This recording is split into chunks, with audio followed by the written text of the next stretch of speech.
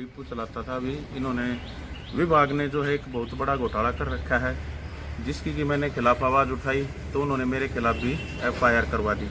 श्रीमान जी जो है हमारे जो है विभाग में फूड और सप्लाई विभाग में जो है वर्ष 2017 में जो है गेहूँ की एलोकेशन केवल 25,000 टन थी, जो कि अब वर्ष 2020 में बढ़कर 30,000 टन के करीब हो गए, जो कि 4254 क्विंटल गेहूँ की एलोकेशन बढ़ गई है। और इसका कारण जो है फर्जी OPH राशन कार्ड है, जिसके कि मैंने ऑनलाइन आपको जो है ये सभी चीज़ें मैंने आपके लिए छोड़ दिया है। इसमें जो है डिपो होल्डरों से जो है दो मशीनों का मैं आपको डिटेल दे रहा हूँ जी, जिसमें जो है वर्ष 2018 में 360 के करीब कार्ड थे और अब 602 हैं। और इसकी वजह से जो है गेहूँ की एलोकेशन बढ़ गई है। इन लोगों ने जो है फर्जी बोगस कार्ड बनाए हैं, जिसमें जो है हमारे विभाग के इंस्पेक्टर हैं परवेश और दीपक भारद्वाज, और एक उनका ड्राइवर है पूरण, जो कि नेपाली है और खुद डिपो चलाता है, जो कि एक विदेशी हमारे यहाँ देश में डिपो चला रहा है जी। और जो है इन लोगों ने जो है फर्जी जो OPH के राशन कार्ड हैं, उनसे जो है प्रति माह जो है 2 करोड़ के करीब जो है गेहूं का घोटाला करते हैं। फर्जी राशन कार्ड बना रखे हैं कम से कम भी 30,000 के करीब, जो कि मैंने सारे के सारे प्रूफ ऑनलाइन है, जिसे कि ये मना भी नहीं कर सकते हैं।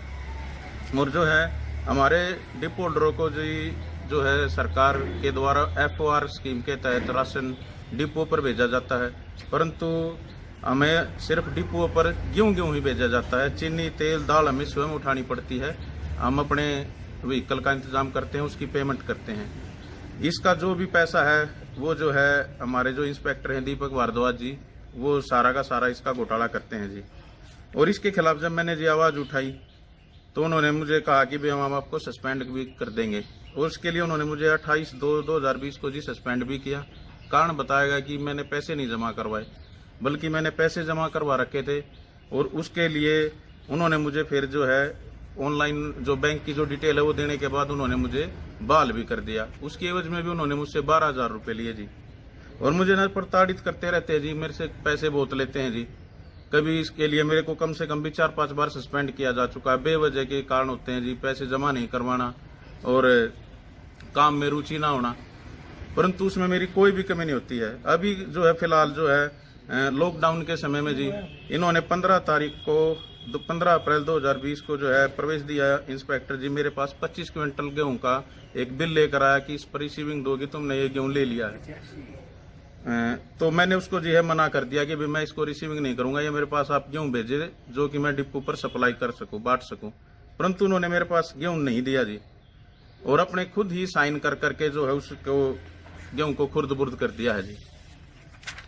और उसके बाद उन्होंने मुझसे कहा कि या तो इसकी रिसीविंग को दो, नहीं तो हम तुम्हारे खिलाफ जो है पर्चा दर्ज कर देंगे। तो जब मैंने उनको मना कर दिया कि भी मैं इस गेहूं को जो है मैं आपको रिसीविंग नहीं दूंगा, जब मेरे पास इसकी आप लोगों ने भेजा ही नहीं है तो मैं इसकी कैसे आपको रिसीविंग दूं।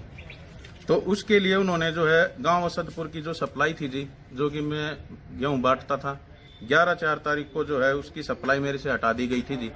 उसके बाद भी जी 26 तारीख को, उसके 15 दिन बाद उसी मशीन से जो है मेरा अंगूठा हैक करके उन लोगों ने उसमें सेल की, उससे गेहूं निकाला गया जी।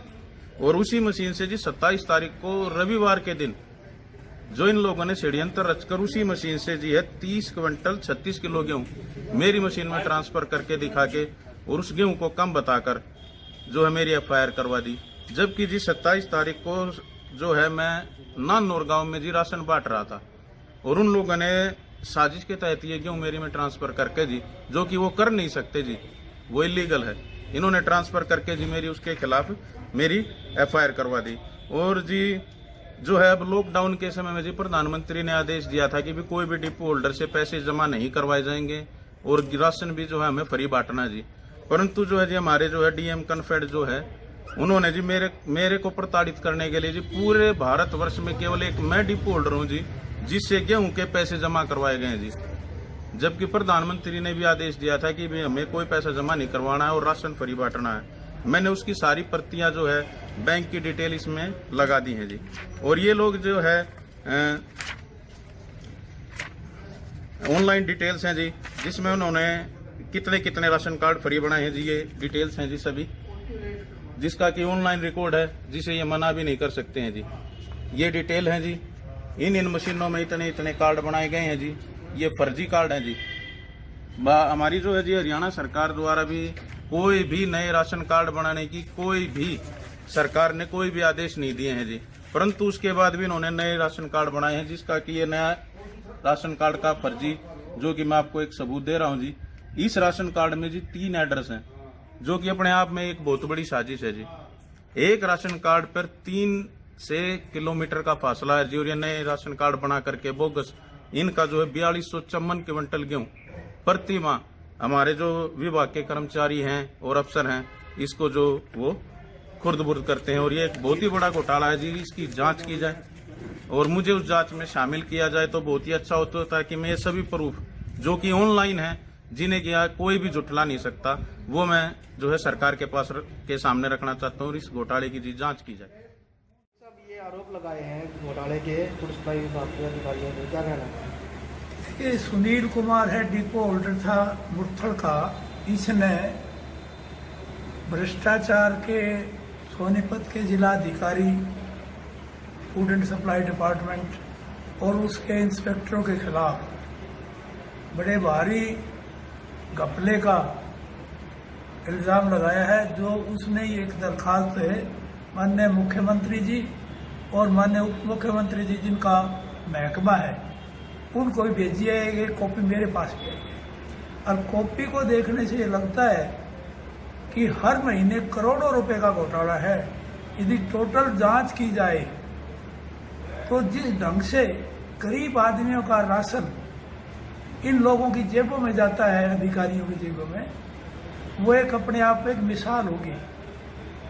मैंने जब इनका रिकॉर्ड देखा, इसका बाकायदा रिकॉर्ड की बात की, इन्हें फर्जी राशन कार्ड जो लगभग 4254 क्विंटल उन राशन कार्डों पर एक्स्ट्रा जो फर्जी राशन कार्ड उन पर इन्होंने सरकार से लिया है, जो कि वहाँ ऐसे कोई आदमी ही नहीं है।